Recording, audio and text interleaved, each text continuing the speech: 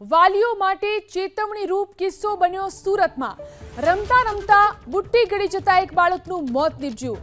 ગોડાદરામાં 2 વર્ષીય શ્રેયાંશ બુટ્ટી ગળી ગયો હતો। શ્વાસ નળીમાં ફસાઈ જતા સારવાર માટે ખસેડવામાં આવ્યો હતો। બુટ્ટી બહાર કાઢ્યા બાદ પણ બાળકને બચાવી શકાયો નથી। તો માત્ર 2 વર્ષનો બાળક કે જે બુટ્ટી ગળી ગયો હતો અને બુટ્ટી ગળી જવાને કારણે તેનું મોત નીપજ્યું છે। ઘટના બની છે સુરતમાં। વાલીઓ માટે આ ચેતવણી રૂપ કિસ્સો। વાલીઓ માટે ચેતવણી રૂપ કિસ્સો બન્યો સુરતમાં।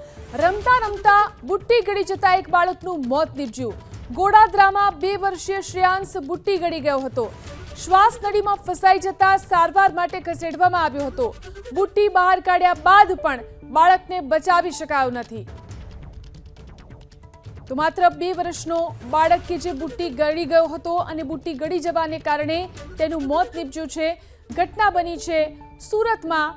વાલીઓ માટે આ ચેતવણી રૂપ કિસ્સો।